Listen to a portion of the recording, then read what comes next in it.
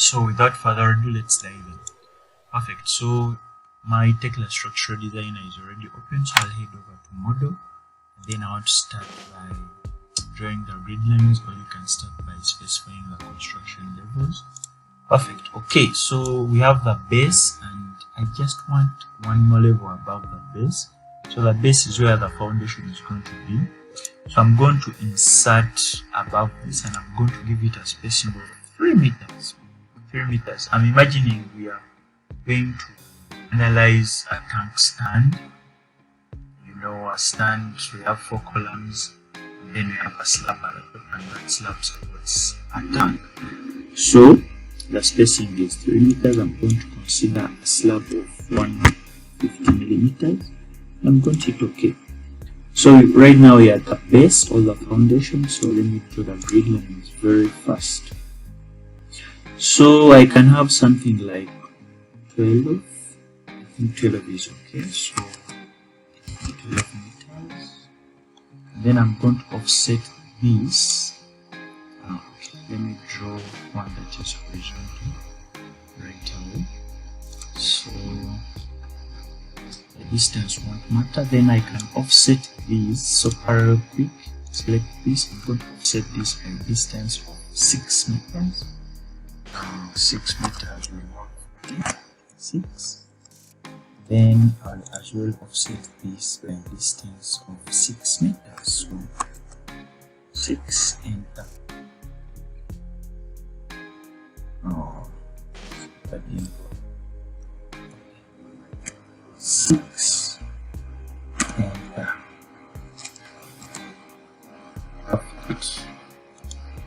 Perfect. So this is misplaced. I'll simply delete it. Okay, so here we can now draw our columns, place our columns. So come over to the concrete tab here, and then click column. Then we shall get the properties of the column on the left hand side. So when you go through, we have a complete class. I want to change this to C25. Then the section is 400 by 400. Let me change this to, let me say 315 by 300. You can always change after design and analysis. Then the reinforcement rib type vertical is 500. The class and the class is 500. I'll maintain that. And my computer is a little slow. It's rendering some fillet in the background, but hang on. So the nominal cover is 35. We can maintain that, and that is okay. You can either save if you're dealing with a complex project where later on you may need the same column to be adopted in different location. But in this, I'm simply going to maintain it the way it is. Then I want to uncheck automatic alignment, so I'll turn this off. And come place the column right there, place a column there, place a column, place a column. And if you go to 3D, you can see the columns right there. These are the columns. Then I want to model a beam, a beam, a beam, and a beam. And I place a slab on top of the beams. So coming back, I'll head over to levels, and then I'll click top level. And it's here that I can place the beam, the beam, the beam, the beam. So click the beam command. Come over here. I'm changing the class to C25. Then the beam is 200 by 350. I can maintain this for now, or I can increase this to 250. Click OK. Then I'll place my beam right here. You can still go through other parameters, and the nominal cover is 30, the reinforcement is 500. I'm okay with all that, so I'll simply draw a beam there, and I'll draw a beam here. As you can see, I'm cautious. I draw the beam up to its support, just like that. So those are the beams in place. And then with the beams, we can place a slab there. We're using a solid slab. I'll come back to this level, grab my slab command, and the slab is two-way. It is a reinforced slab. I want to change the class to C25, just like that. And we can always change the other parameters later, so I simply click this here, place my slab. It's a two-way slab, that's why I have such a symbol. So coming back, you can see the slab right there.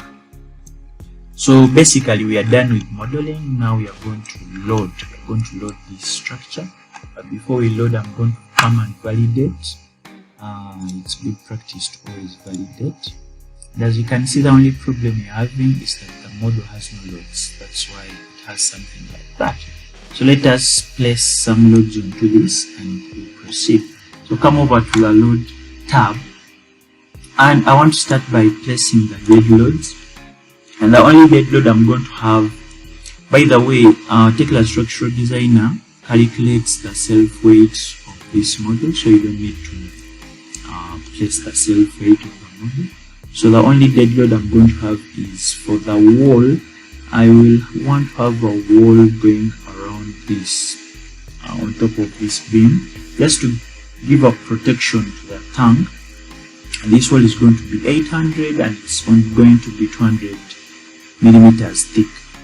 So that's the first load that I'm going to place. It's going to be a full UDL, and to calculate that load, simply grab your calculator. So it's going to be the unit weight of the material that we are using. We are going to use block work, concrete blocks. The unit weight ranges from 10 to 20. I'm going to consider 20. Then times the thickness, which is 200, so 0.2. Then times the height, which is 800, which is 0.8, which gives us 3.2. So I'm going to change this to 3.2 kilonewton. Then I'll place there. So that is the dead load, and then I'm going to apply the live load or the imposed load onto the slab, and this imposed load is going to be coming from that tank itself. So I'll change the the load case to imposed right here, and then I'll come and grab the slab load. So how do we know this slab load? There are many ways. You can either calculate it, you can look at the catalog of the tank that you're going to use from the manufacturer, or you can look at standard references. For example, you have the red book, which is the structural engineer's pocket book, something like this. It specifies the different live loads that we can use in different generic scenarios. So you can try to go through this and find if it specifies something like that, but I'm very certain it does not. So you have to look at those catalogs of manufacturers. But we are going to consider a conservative value, and in this case I'm going to consider 2.4 kilonewtons per cubic meter per square meter. Per square meter. So I'm going to consider 2.4. Click enter, and then I'll place it right there. So that is our live load onto the slab. So we are done with modeling. We are done with placing the loads onto the structure. The next thing is analysis and design. So Tekla Structural Designer can do analysis and design with just a single button. So simply there is analyze, but we want to analyze and then design at the same time. So head over to design and simply click design static. So it's saying no design combinations. Very true, we do not specify the design combinations. So come back to the load tab and click combinations. Then here you can input the combinations manually by clicking add, and then you generate those combinations. But I'm simply going to say generate, and it can automatically generate this. I'm using the Eurocode as my reference. So if you're familiar with Eurocode, you know equation 6.1 and you know equation 6.1a and b. So I'm going to consider 6.1, then I'll click finish, then I can say OK. So now we have the combination, and I'm simply going to come back to design and click design all static. So the software will design all, and just like that, the design is done, analysis is done, the design is done, and looks like everything is passing here. So you can simply look at what the software has designed for us and we make adjustments to that. But as you can see, the support that we have used for design is a pinned support, and we really want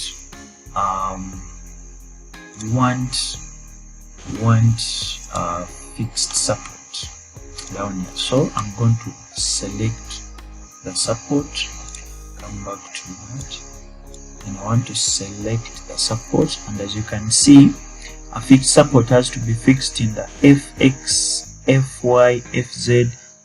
This is free, this is free, this is fixed, this has to be fixed as well, then this has to be fixed as well. So a fixed support will look something like that.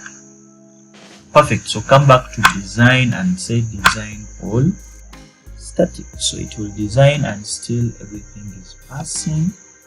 So let me select this member, then we'll look at it. So I'm going to select like I said, my computer is rendering in the background, so it tends to be a little slow, but bear with me. So let me select this member, right click, and then I'm going to click interactive design static. This will help us to look at this member and see the design that we've allocated. Yeah, so perfect. We have bar 3, we have bar 12 right, we have bar 12 left. So that is at the top, of course. So bar 12 right, this bar here, we are using H20 and we are using 2 bars. That means one on the left and one on the right when we are looking at the cross section. Okay, then we have right, 20 still, Y, it is at the support. Then we can look at the area of steel that is required and what we are providing. So as you can see, at bar right and bar left, that is bar 12, we are looking at longitudinal bars top, then region 1. So region 1, we are considering this as region 1 and this as region 2. Okay, so you can see that the area of steel that is required is 405, and here the area of steel that is required is also 405. We are providing 628. So let me try to change this to H16. So H16, we are still in the required bar range, but then we have a warning, and as you can see, the area of steel that is required is 402 and we are providing exactly 402. That is not usually recommended, and I'm sure that's where the warning is coming from. So we can maintain the H20, and when we look at the links, we are using H8 at this spacing of 300. That is the left and the right. Then in the center where we have torsion, we're using 100, which is okay to me. So all beams are taking that kind of design. Then let us look at the column. So right click and say interactive design. So when we look at the column, we can clearly see that we're having 350 by 300, and that is the software has considered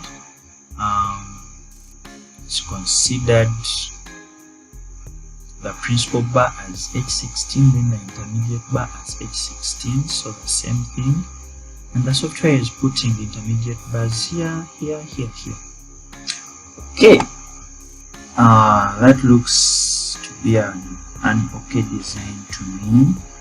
So MED is that, MED that, then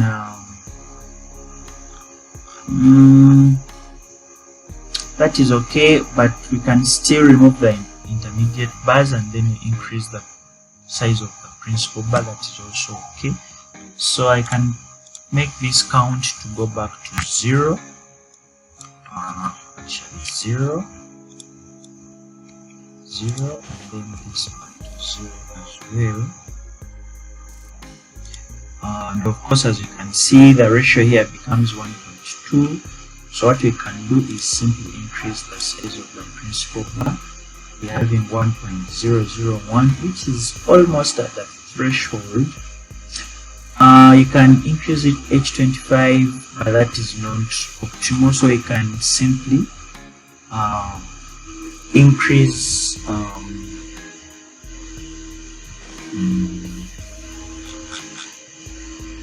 okay, check.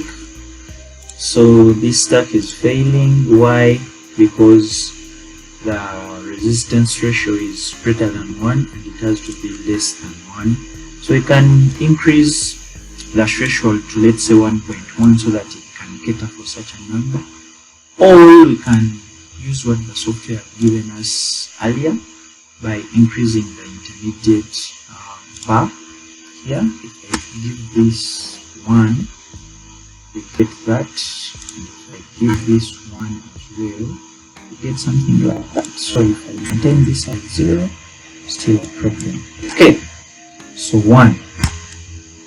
Perfect, and click OK, and that is your design. You can export these drawings to AutoCAD and then do the structural design and drawings, etc. So to design the slab, right click in an empty space and say design slabs. And then as you can see, the slab is failing. Why? Let's check. So check slab.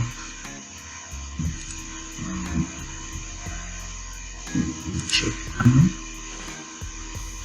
So span effective depth check, that is where the problem is. So as you can see, we are going to have deflection.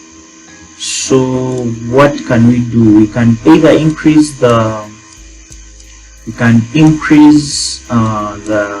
depth of this slab, or actually have a primary beam in between here to support that slab and reduce deflection. So what I'm going to do is increase the depth of this slab. So as you can see, we have 100. I'm going to give it 200, and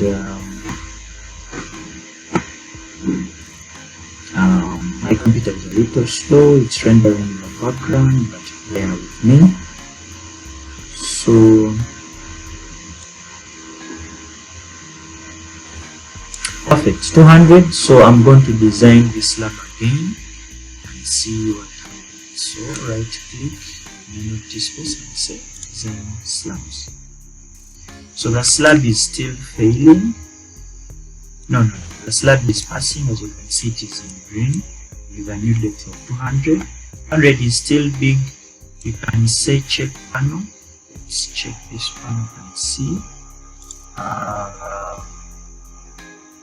This is now passing. As you can see, the L/D ratio is 36.58. Perfect. You can try different thicknesses and see if the slab still checks out. Perfect. So to export this, right click and say you can get the report for the member. You can check the slab. You can edit this slab. Many things that you can do. There used to be an option to export its drawing where it goes direct to AutoCAD. That's what I'm trying to look for. Okay, I don't see that. So let me first come back to the beams, right click, and generate drawing. Yeah, such an option. So it can generate the drawing automatically, and this will open in Tekla in AutoCAD if you have one. Just that. So thank you for watching. See you in my next video.